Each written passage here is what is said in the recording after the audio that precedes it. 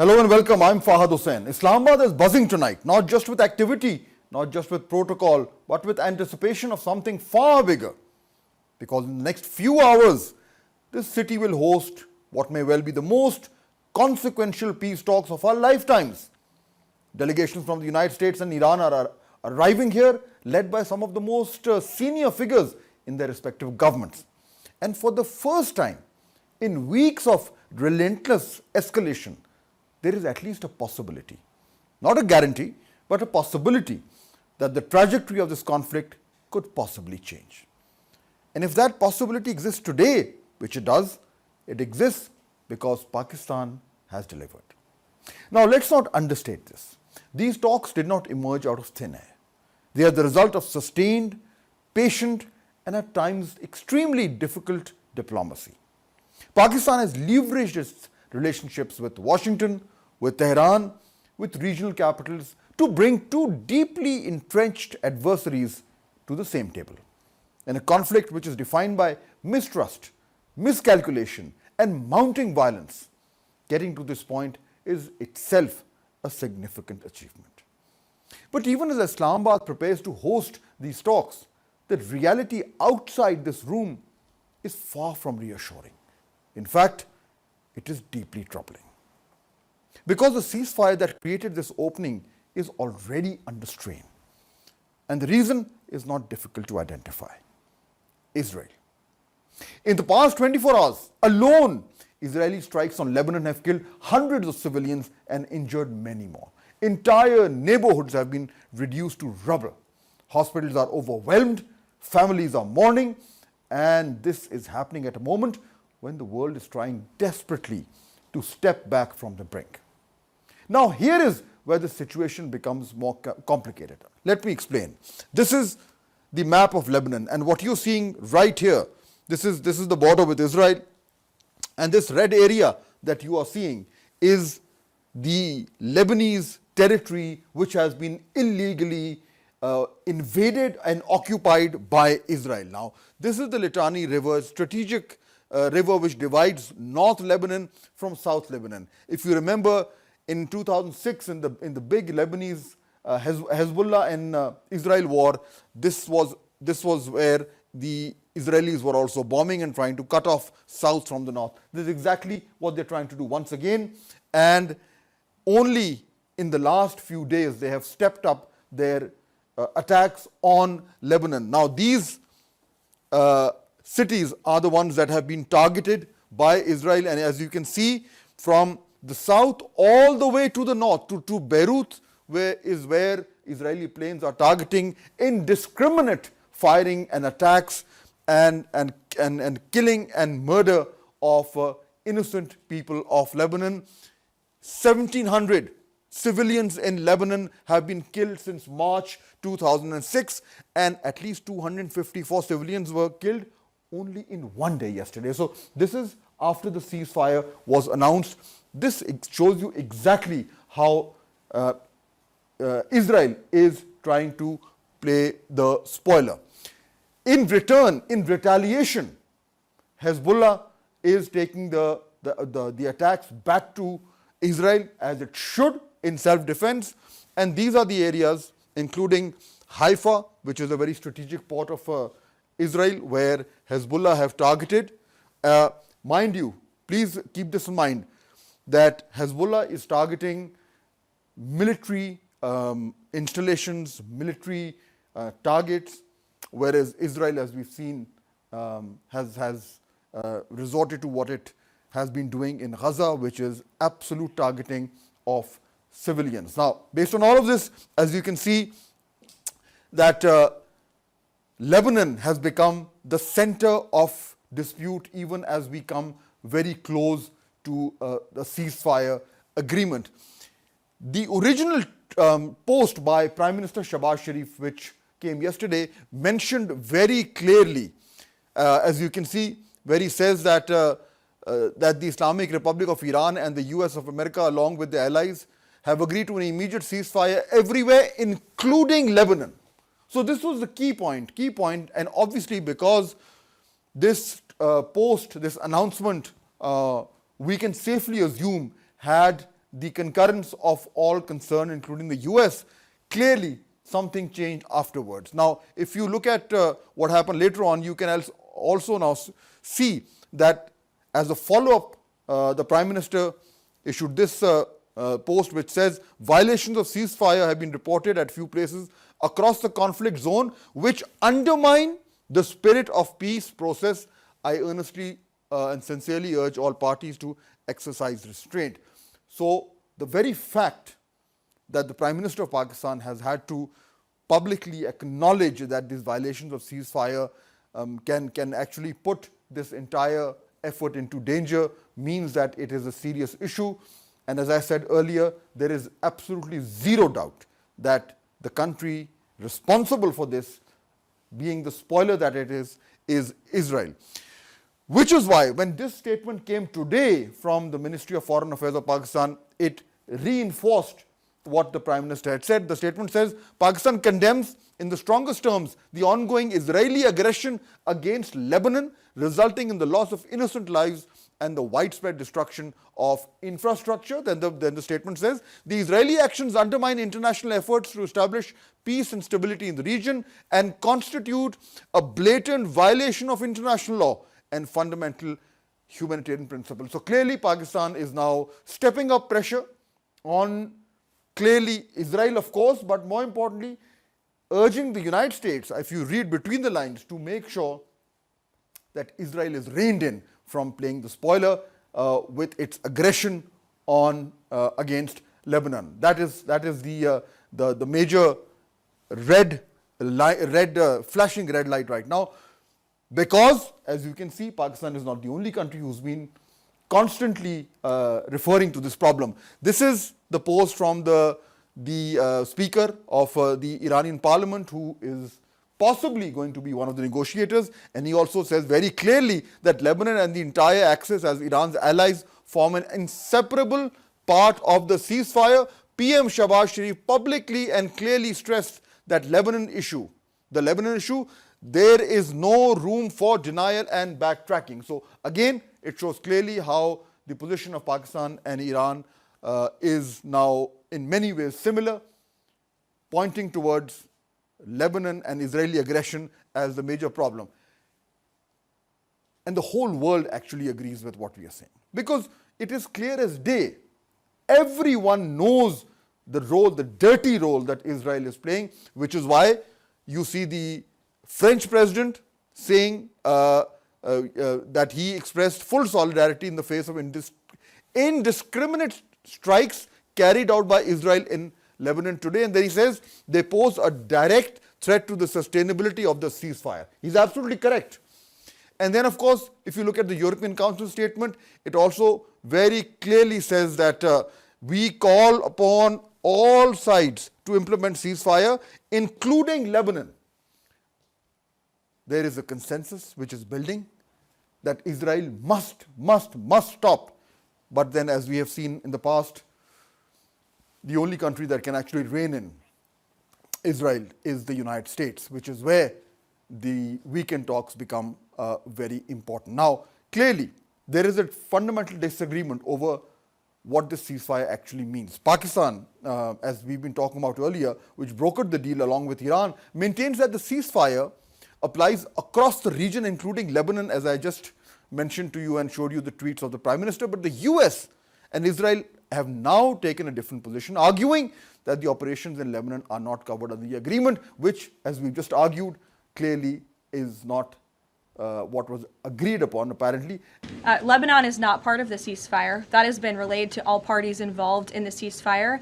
I think the Iranians thought that the ceasefire included Lebanon, and it just didn't. We never made that promise. We never indicated that was going to be the case. What we said is that the ceasefire would be focused on Iran, and the ceasefire would be focused on America's allies, both Israel and the Gulf Arab states. This disagreement is not just technical, it is actually very dangerous. Why do I say that? Because it strikes at the very heart of the diplomatic process. If one party believes the ceasefire is comprehensive and the other believes it is selective, then what you have is not a ceasefire. You have a pause with conditions, and pauses like that rarely hold. And it also gets worse because Israel is not just spoiling the peace, it is one of the principal reasons for this war actually happened.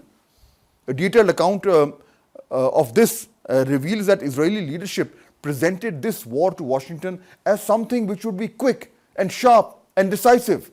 They argued that Iran's capability could be significantly degraded within weeks, that retaliation risks were manageable, and that escalation would remain contained. Basically, in other words, the war was presented as limited, controlled, and achievable. The story that I'm referring to has been published in the New York Times, and it clearly says that Mr. Netanyahu and his team outlined conditions they portrayed as pointing to near certain victory.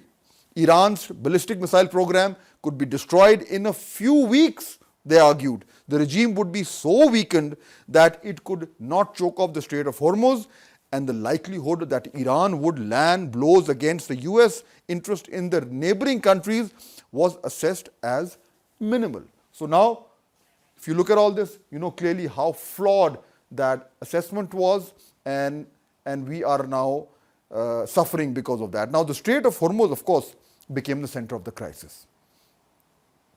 Iran proved resilient. Retaliation spread across the region, and instead of a short campaign that they were thinking, the world is now dealing with a prolonged and destabilizing conflict. Now, even within the American system, there were serious reservations. Senior officials had cautioned, as published in the story, against overly ambitious objectives, particularly around regime change, warning that such expectations were unrealistic and they were not grounded in operational reality. So let's be very clear.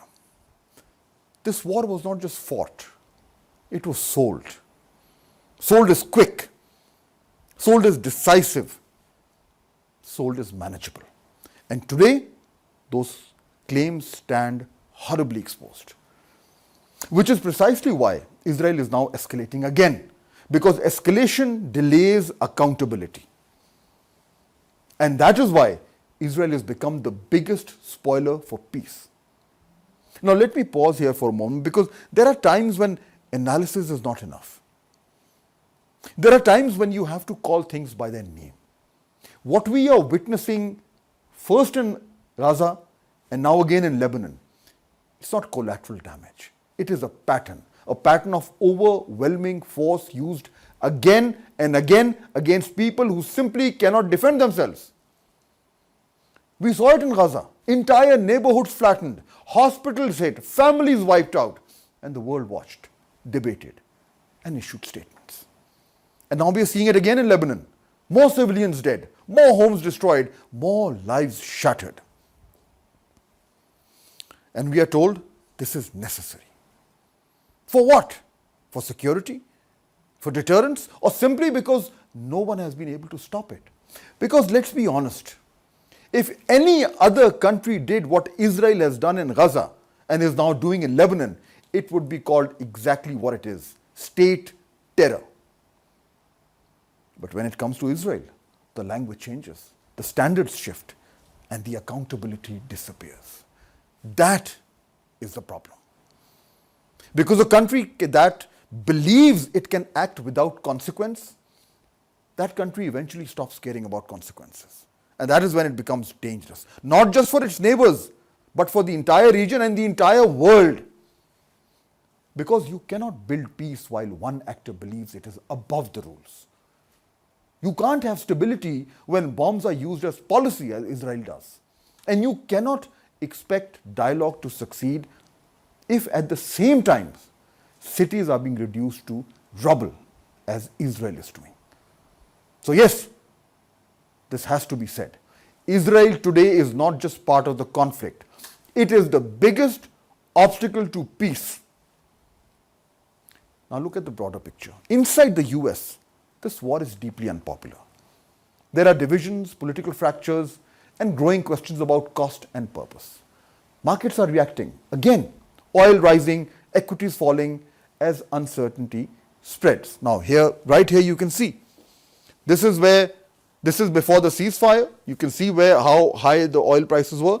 This is when the ceasefire is announced. Thanks to Pakistan, oil prices sharply go down, And then the last 24 hours or so, they kind of stayed at a stage, and now this, what you see, they're slightly rising. This is the markets being nervous. Nervous because of who? Because of Israel. Because Israel is not agreeing to the rules that have been agreed by the US and of course by other countries. This is what uncertainty does. At the same time, tensions in the Strait of Hormuz continue to disrupt global trade and energy flows, creating ripple effects across economies worldwide. All of this reinforces a very simple reality. There is no military solution here. Not for the US, not for Israel, not for anyone else involved. After weeks of conflict, the objectives that were initially outlined, they haven't really materialized. Iran remains defiant, the region remains unstable, and the costs continue to rise. Which brings us to a very simple but rather uncomfortable truth. The only way forward is diplomacy. There is no alternative. And that is why Islamabad is not just hosting talks, it is hosting the last viable pathway to de-escalation and peace. Because right now, this city, right here, it represents something very rare in this conflict. A space where both sides are willing to show up. A space where dialogue is still possible. And a space where outcomes, however difficult, they can be negotiated. But for that process to succeed, one thing must happen.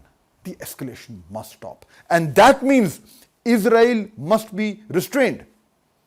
Because no negotiation can survive under the shadow of ongoing bombardment. No agreement can be built while civilians are being massacred.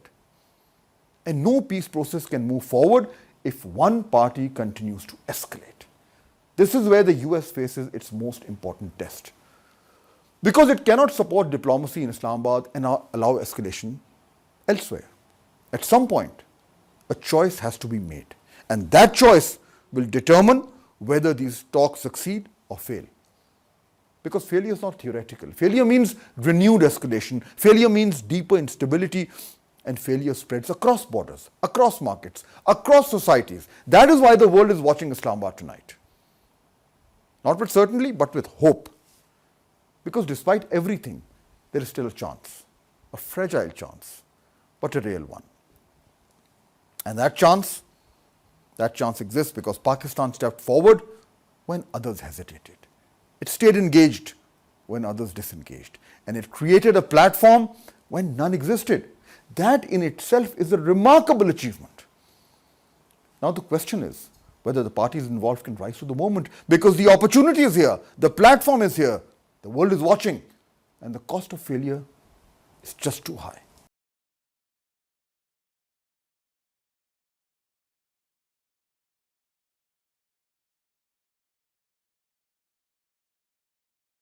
So clearly now we are at a stage where make and break situation is in front of us. It is expected that the representatives of Iran and the US will be here in Islamabad, and we all hope here in Pakistan, everywhere in the world, that an agreement can be reached at the minimum, which ensures that the ceasefire is sustained and then ultimately some kind of a workable solution can be found. Obviously, there are spoilers, and we know very well who those spoilers are. We are seeing them in real time.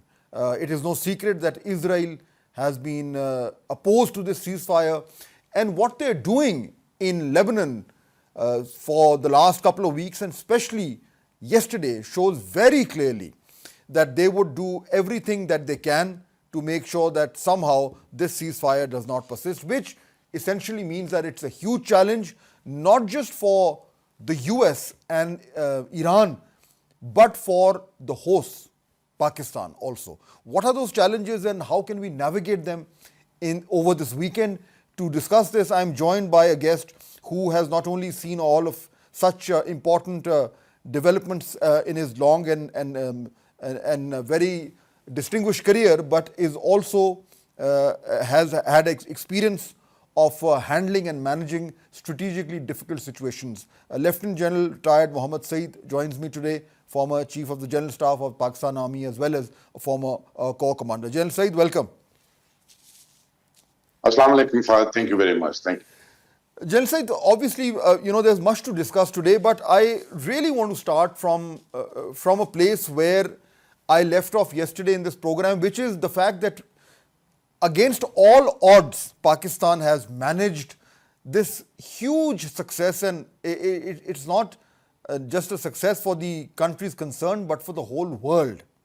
And I think every single Pakistani is feeling proud since yesterday of how we've managed to avert what could have been a catastrophic conflict. Of course, the dangers are still there, but I think we've done a huge breakthrough. So first, I would like you to put this Pakistani success in a certain context for us. Okay, thank you very much. Let me say that there's an argument inside Pakistan, and I have listened to this argument in my various interactions abroad also. When people list down Pakistan's power potential, they say you're fifth country in the world. You have very strong armed forces. The geostrategic location of Pakistan is a huge asset, and of course, people term it as liability also. And people also talk about that you're the only nuclear power in the Muslim world. And given all this, Pakistan has not had a say.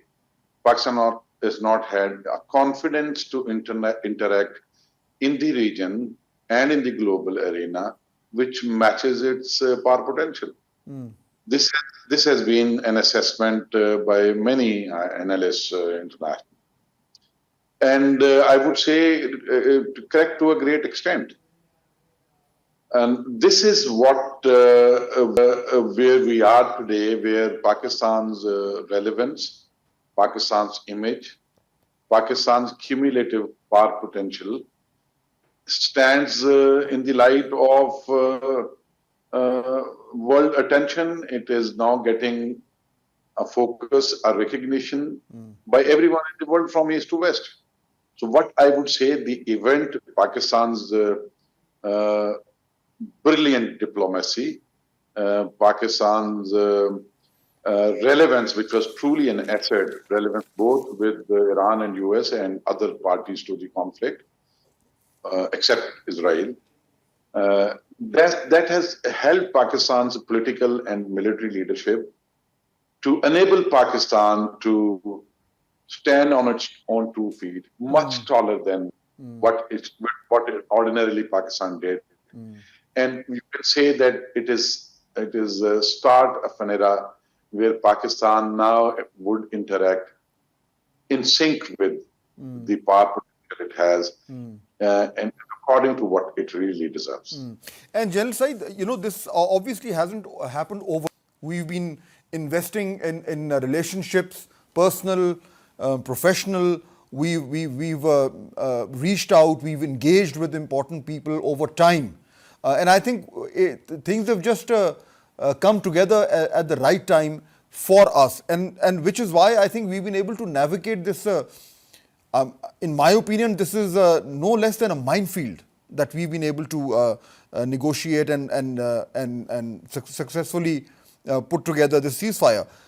What I would like to know from you is, given your background and your experience in very important, strategic, sensitive appointments, and you've seen both the civil side and the military side and the interaction that comes at the highest level of statecraft when it comes to Pakistan's vital national interests.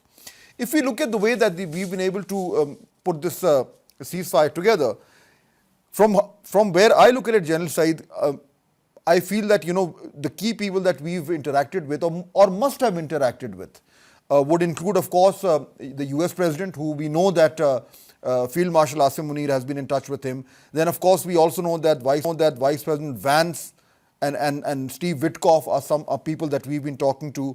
And, of course, the Iranian Foreign Minister, Arakchi, the Iranian President. I assume we would have been talking to the highest leadership in Saudi Arabia, most likely the Crown Prince. And more importantly, General Said, my assumption is that we would have been talking to the leadership of the IRGC, probably the CIA, most likely the chairman, Joint Chief of Staff in the US, and most likely the CENTCOM commander who was in charge of this. So what I'm trying to say is that this is a large number of people that we would have been interacting with to get to the point where we are today. How would all of this have worked out given the state apparatus that we have, the kind of diplomatic heft we have, the civil military coordination that we have? Help us understand how this could have worked. Before I come to your question, let me say just a few words on what has happened. What Pakistan has done so far, brokering a ceasefire, is a great service to humanity. It was not the parties to conflict who were suffering, who were being negatively impacted because of the situation in the Persian Gulf region. From Australia to US, every household was affected. And with the passage of time, wherever there were in the beginning minimal effects, those effects were now multiplying, not only in economic domain, but elsewhere. The relations which had been nurtured over decades were falling apart between nation states, within the alliances. There were people who were now on the brink of starvation because of what was happening to the flow of energy resources. It's not my assumption. This is what the UN has been informing you. So what you have done is, as a country, is a great service to humanity, first. Secondly, it is not ordinarily discussed among these strategic communities, but there are then values which are universally acknowledged. First, I would say the truth always prevails. Pakistan, because of huge investment by India, has been victim of a narrative nationally where we have been viewed negatively. We've lived with an image deficit for the last 20, 25 years. If all of us who travel to the West, they know that ordinarily people won't know, younger lot especially, where Pakistan is. And those who know, they would see us through Indian lens, through Indian prism. We are not that sort of people, the way we are represented in international media and in international circles because of, I would say, a manufactured narrative and a manufactured consent against Pakistan. So you have come back to that recognition which you truly deserve. Now, coming to your question, it's a very complex undertaking, which I know must have kept people in Apara, people in Foreign Office, people in Prime Minister Office, people in GHQ awake day and night. Because it's not only interacting on through telephonic conversations, through meetings, through travels, to all these people. It is the most difficult thing in mediation is to ensuring that the interest of your own country, of your own institution, does not distort the position of one stakeholder, one party, which he has trusted you to pass on to the other. And I think Pakistan has done brilliantly in it. Not a question has been raised by either US, by any other Middle Eastern country, or by Iran, that throughout 40 days now, or a couple of weeks back in June, Pakistan injected anything from their own side in whatever was being relayed on behalf of one party or the other. So these are two very difficult things to manage in such processes, and I think Pakistan has done brilliantly well. Another thing, when even getting the foreign ministerial meeting together in Islamabad was not an easy undertaking, because there were traditional irritants between Iran-Egypt relation, Iran-Turkey relation, and then during the conflict also there were issues, particularly the Iranian drone strikes on Israel, on Turkey thrice. So getting them together, then aligning them, one message which had to be conveyed from that forum was again a brilliant diplomatic accomplishment.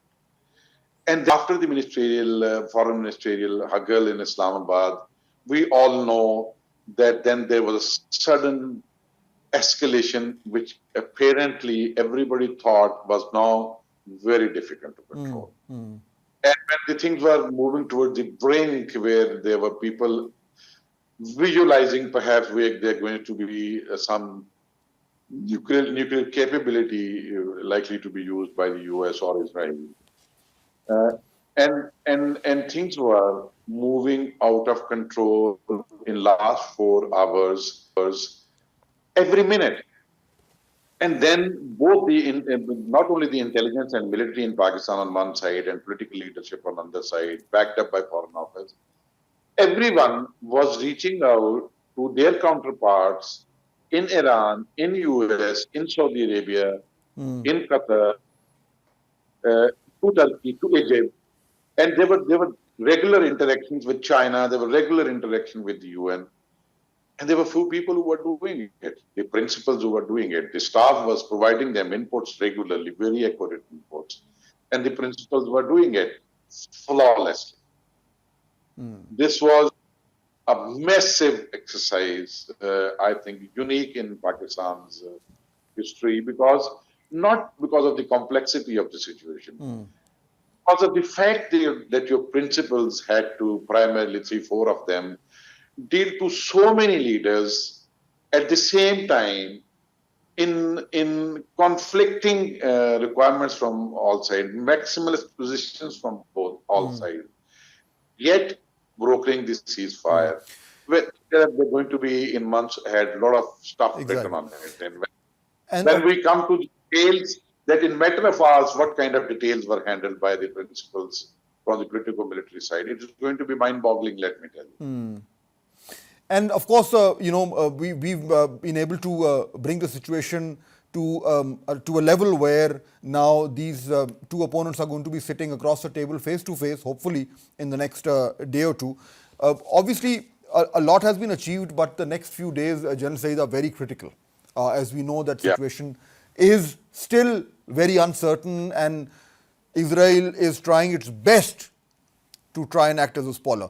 My final question to you is that, we can look at various options of how Iran and the US could agree upon certain things or agree to disagree. But in this next day or two, when we are playing host to these two countries, what could or should be our key role now? We've already achieved so much, but do we just get them on the table and then sit back and say, okay, you guys work it out? Or do we have a greater responsibility now that they're here and we are the host? What should Pakistan ideally be doing? Yeah. I think the first objective now Pakistan should be pursuing is that the process should not break down. There are going to be spoilers, as you said, Israel, what they are doing in Lebanon today, and they might sabotage the process by moving beyond what they are doing in Lebanon. They might strike Iran. But it is now for Iran and US in one equation, and Iran and the Middle East GCC countries not to resort to military means, whether one-sided or from both sides. And I have a lot of hope and some confidence that this will not happen. Why? Because both sides, Iran and US, leave Israel on a side for the moment. Iran and US both now have no reasonable military options to go back to use of military instruments. Yes, correct. Right. There is a term used not very often, but then when you use military instrument, there are civilized way of using military instrument, and there are barbaric or uncivilized way of using military instrument.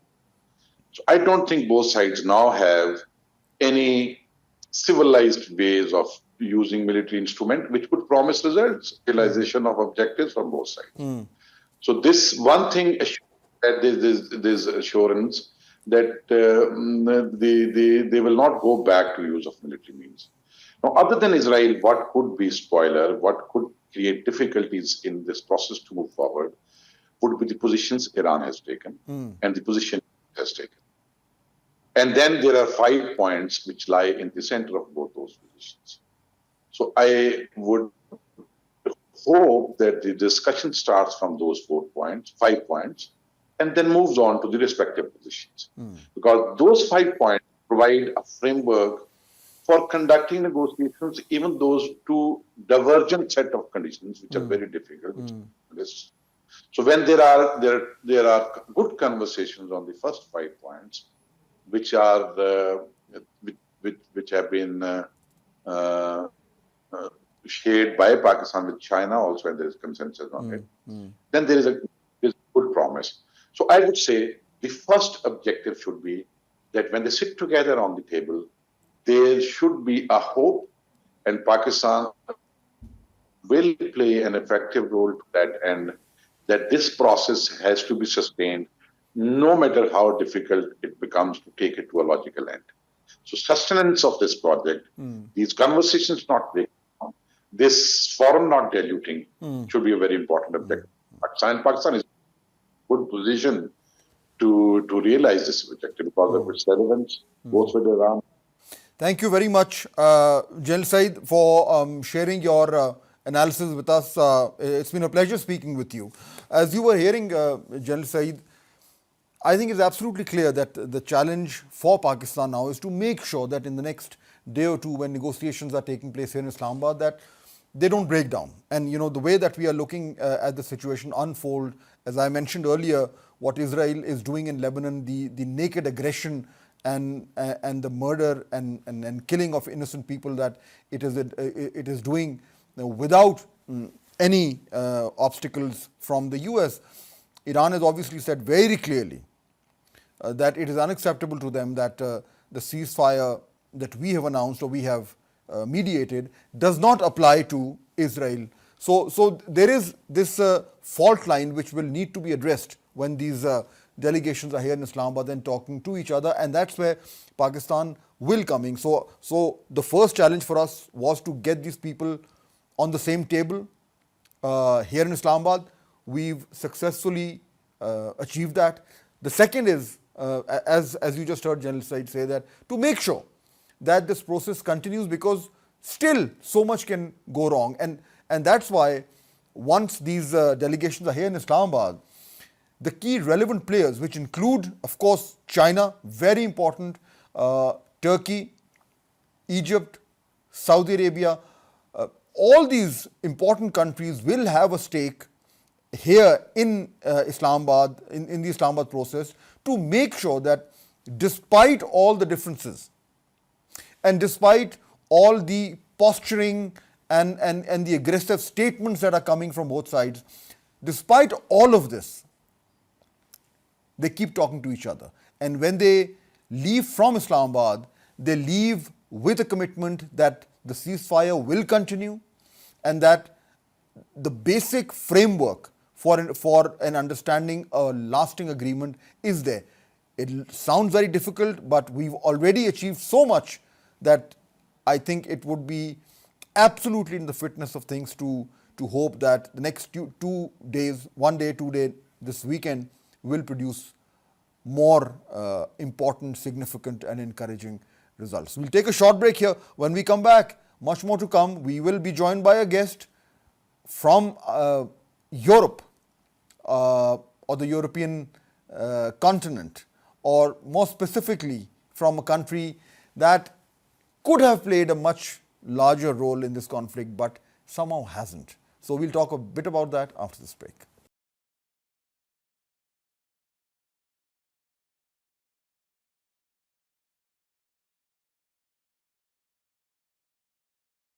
Fundamental changes and transformations are happening in the region that we all live.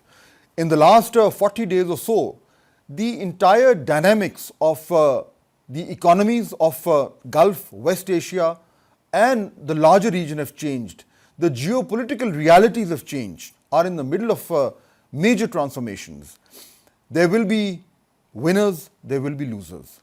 There will be countries who will have to bear the burden of this conflict for a fairly long time. And there will be other countries who will reap the benefits of good diplomacy and other strategies that have already paid dividends far more than many people could have imagined. Now, in the middle of all this is Pakistan, situated in a region in a geostrategically critical area where it has now played the kind of role that very few could have imagined. Within this larger change that we are seeing, what are the advantages that countries like Pakistan can reap?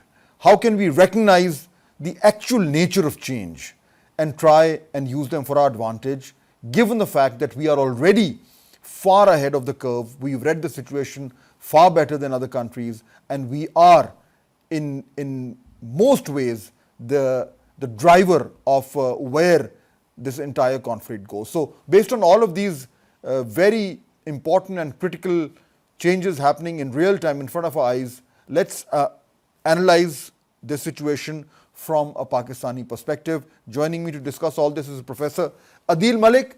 He's a Globe Fellow in the Economies of the Muslim Societies in Oxford University, and he joins us from there. Dr. Adil Malik, welcome to the show. Thank you very much for having me. So, major change, the kind of transformation that happens in decades, maybe even longer, has happened in the matter of less than a month and a half. What do you foresee happening based on this conflict? And when I say the major change, I would like you to focus specifically on the economies of the Gulf, West Asia, and the region which has a direct impact on Pakistan. I think the underlying economic and I would say geo-economic shift is truly profound. Obviously, people have discussed the impact on oil prices and through that also on fertilizer prices, and therefore food security, access to oil is going to be an international issue. It's no longer an issue that is just restricted to this region. If you're in Manila, if you're in Latin America, you're affected in one way or another. But there are, I think, some fundamental shifts that will take place in the Gulf region. One thing that people haven't talked a great deal about, and I'm writing a little article on that, which is that practically speaking, the current conflict is actually proving to be a war against economic diversification in the Middle East. You had three different poles of economic diversification in the Middle East and North Africa. One was Dubai and UAE model of diversification. It was very much leveraging its position in the Gulf, its relationship with various states around. It demonstrated that while everything was burning around in the Middle East, money was being parked in the UAE. It provided stability. It was an important entrepot center. And it offered many countries in the region a new model of economic diversification, that you could actually move away from oil and develop all these linkages in finance and commerce, trade, etc. In fact, this was partly also the model that Saudi Arabia, through its Vision 2030, was trying to replicate. There was quite an effort towards developing Riyadh as a counterweight to Dubai, but again, very much mimicking, replicating the Dubai model of development. And then there is, of course, Iran's economic diversification in the midst of sanctions. As a matter of fact, Iran is one of the very few countries in the region that is truly economically diversified, which is to say that it does not solely depend on oil and gas. It has a range of non-oil sectors, which it had to develop largely because of sanctions and economic closure. So it was by necessity that Iran had to develop.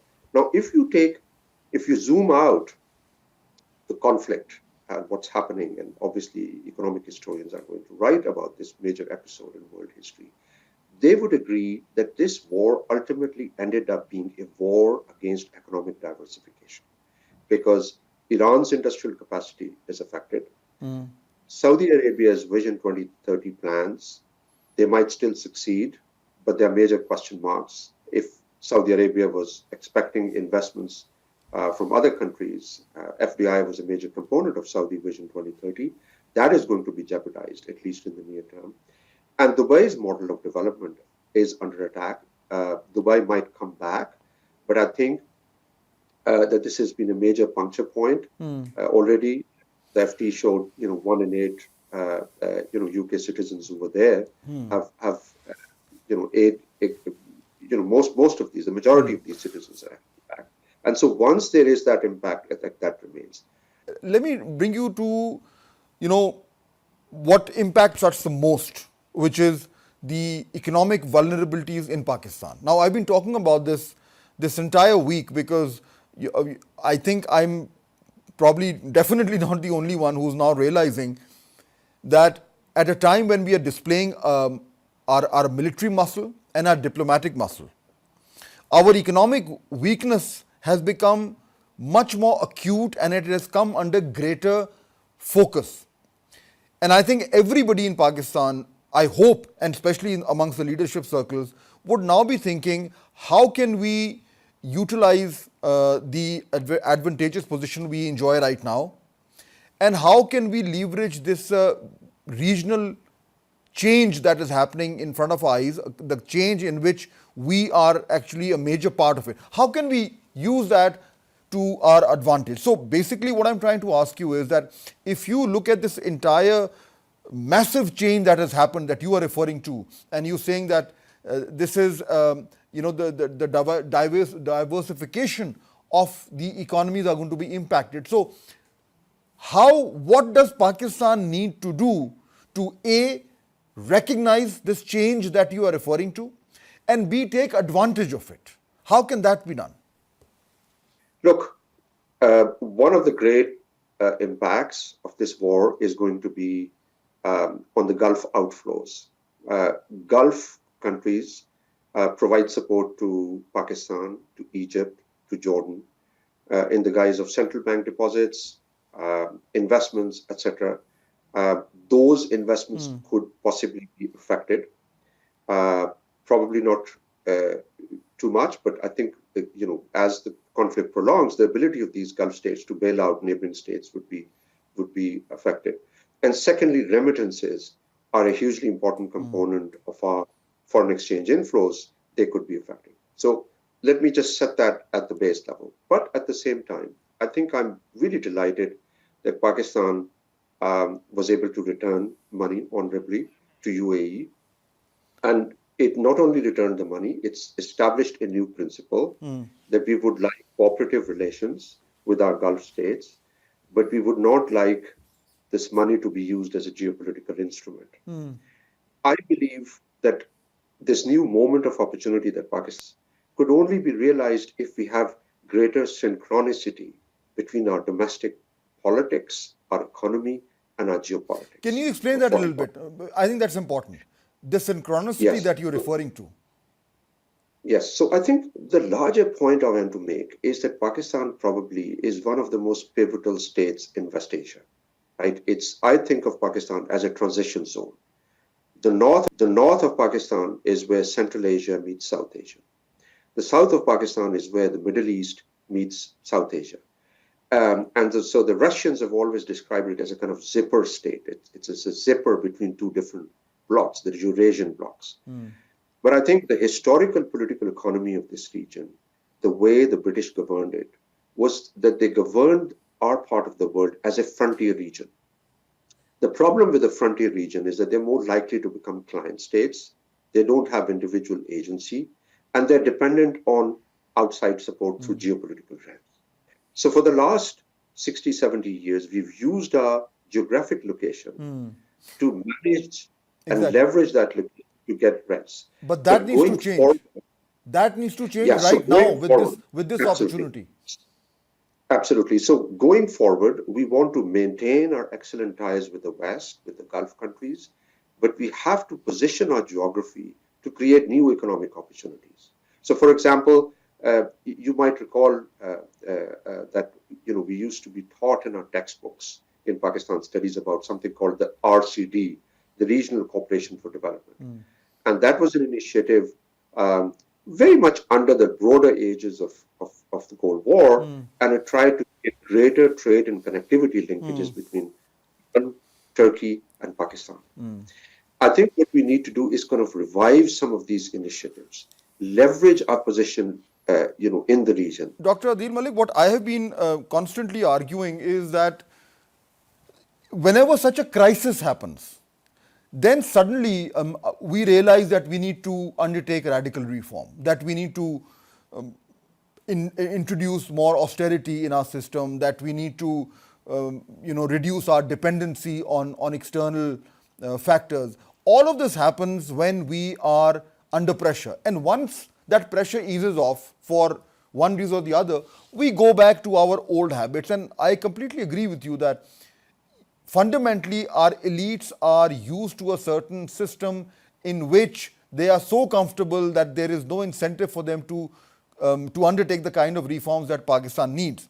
And again, once again, we are seeing exactly what you're referring to, that we are in the middle of a crisis where there is an opportunity.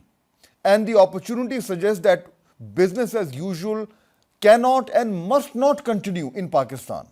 But unfortunately, I'm very sorry to say that I don't see that kind of a huge fundamental shift in our thinking that is required right now to do all those things that you are referring to.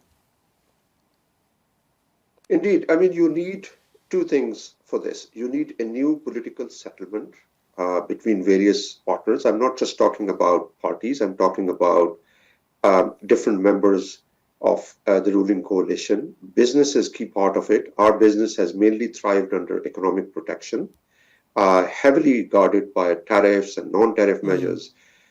We need a larger settlement where we convince different parts of the ruling coalition that, look, it will have a disruptive impact in the short term, but we need to craft a new path which will work for everyone. You see, what we need to realize, especially our strategic policymakers need to realize, that those who are sitting in big capitals in Washington, London, New York, etc., big institutions, the World Bank and IMF, ultimately, the larger system is controlling Pakistan by weaponizing its economy. They realize that every 3 years, the country has to turn back to the IMF for support. It has to turn back to the Gulf for support. And then there is another geopolitical instrument or geopolitical concession to be granted in return for releasing that money. That's how the international system controls us. So we need a long-term thinking. My worry is that some of our institutions which need to have that long-term thinking, right? We need to go beyond the electoral cycle. They're not thinking about these questions enough. I think we need a broader conversation amongst our strategic community to say, look, let's take a 10-year, 20-year horizon. It's the same way as China does, or Vietnam does, or some of the other states do. Totally agree with you. I think that's the kind of policy making that we need to do, because the opportunity at hand is not going to come again. Dr. Adil Malik, thank you so much for joining us. Before I close to I think I just want to reiterate what we just talked about. The fact is that we are celebrating our strengths because we have displayed them for the whole world to see. It is being appreciated. Pakistan is being toasted for saving the world from what could have been an absolute catastrophe. So all that is very good, and we should really relish it and bask in all the adulation that is coming our way. But ultimately, we really need to fix our own house. That is the bottom line. Right now, the focus has shifted away from our domestic weaknesses to how we are playing an important role on the external front. But once those things are settled, and we all hope they are settled, once things come back to normal, the focus will come back to our weaknesses, and those weaknesses are still very much there. Despite everything good that we've done for conflict resolution, we still are terrible at tax reform. We still have serious governance issues. We have not been able to reform our governmental structures, and there's a whole long list of things that we always talk about, but somehow we just cannot bring ourselves to get those things done. So right now, as I said, it's an important weekend coming up, and we are all hoping and praying that Pakistan can really succeed in bringing Iran and the United States closer to an agreement. But once that is done, we need to look inward, and we need to fix those things which are keeping our economy weak and our country dependent on external factors. See you tomorrow.